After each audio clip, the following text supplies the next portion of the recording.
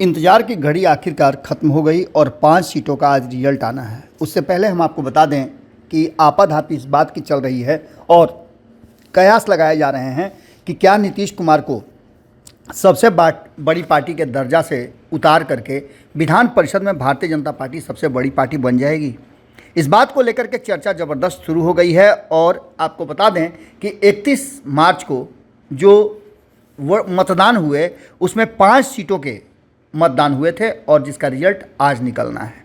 आपको बता दें कि इस पूरे मामले में जो लगातार हम आपको अपडेट दे रहे हैं उसमें थोड़ा सा चेंजेज आया है और जिस तरह से वोटिंग हुई है उसको लेकर के अब कयास लगाए जा रहे हैं कि गया शिक्षक निर्वाचन क्षेत्र में 80% वोट होने का सीधा मतलब है कि कहीं ना कहीं यहाँ लड़ाई जो है वो टक्कर की होने वाली है। तो वहीं गया स्नातक क्षेत्र से भी 41% मतदान होना कुछ कहानी को जन्म देता है। वहीं सबसे कम सारण में मतदान हुए ये भी कम नहीं है। आपको बता दें कि सारण में कम मतदान होने के पीछे और भी कई कारण हो सकते हैं, क्योंकि यहाँ भारतीय जनता पार्टी की सीधी लड़ाई सीपीआई से है। हम शिक्षक निर्वाचन क्षेत्र की बात कर रहे हैं। वहीं सारण में स्नातक निर्वाचन क्षेत्र में भी भारतीय जनता पार्टी के सामने जनता दल यूनाइटेड है।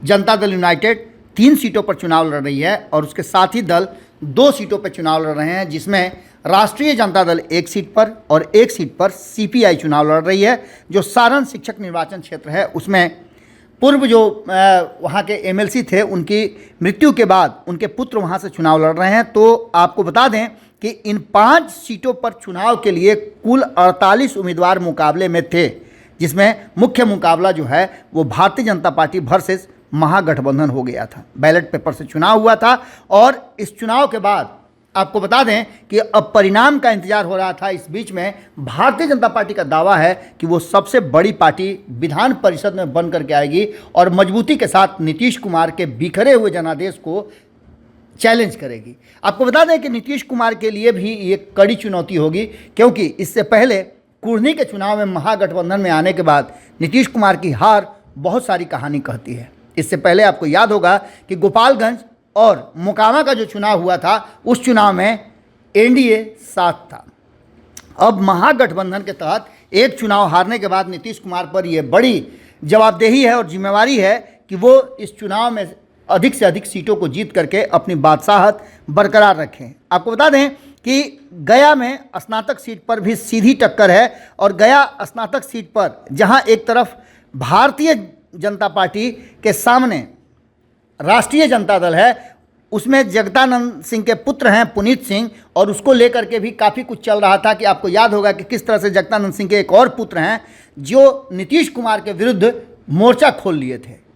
इसके बाद आपने देखा कि क्या कुछ हुआ और किस तरह से संबंध बिगड़ते बिगड़ते बचे। अब जगदानंद सिंह के दूसरे पुत्र हैं वो गया स्नातक सीट से चुनाव लड़ रहे हैं, जिनके सामने भारतीय जनता पार्टी के नेता हैं जो अवधेश नारायण सिंह हैं, जो पूर्व विधान परिषद के सभापति भी उपसभापति भी रह चुके हैं। इन सारी बातों को लेकर के सारण स्नातक सीट पर भी जेडीयू वर्सेस बीजेपी हो रहा है। तो वहीं कोसी की बात करें तो यहाँ भी कोसी शिक्षक निर्वाचन क्षेत्र पर भारतीय जनता पार्टी के सामने जनता दल यूनाइटेड है। गया की हमने बात बता ही दी और अब इस चुनाव परिणाम के आने के बाद ऊंट किस करोड़ बैठता है इसका सबको इंतजार है। आपको बता दें कि इस पूरे मामले में हम लगातार आपको बता रहे हैं कि रिजल्ट से पहले आज रिजल्ट आया है, उससे पहले 5 सीटों का रिजल्ट जो आ रहा है उसमें नीतीश या भाजपा कौन विधान परिषद में सबसे बड़ा दल बनेगा उसको लेकर के लगातार चर्चाएं शुरू हो गई हैं। इंतजार कीजिए, जैसे ही रिजल्ट आएगा सब कुछ स्पष्ट हो जाएगा कि आखिर विधान परिषद में किसकी बादशाहत बरकरार रहती है। जुड़े रहिए भारत लाइव के साथ, जैसे ही परिणाम आता है हम फिर आपसे जुड़ेंगे। बहुत बहुत धन्यवाद। अगर ये वीडियो पसंद आई और वह बिहार के राजनीति और बिहारियत से सरोकार रखेनी तो सब्सक्राइब बटन दबा के चैनल के सब्सक्राइब कर ली। ओजे एगो घंटी बा, ओकरा बटन दबा देला से कुल सटीक और मारक खबर रुआ मुफ्त में मिल जाई।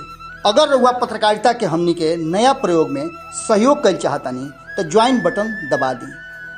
पेटीएम नंबर नोट कर ली 9386816700। धन्यवाद।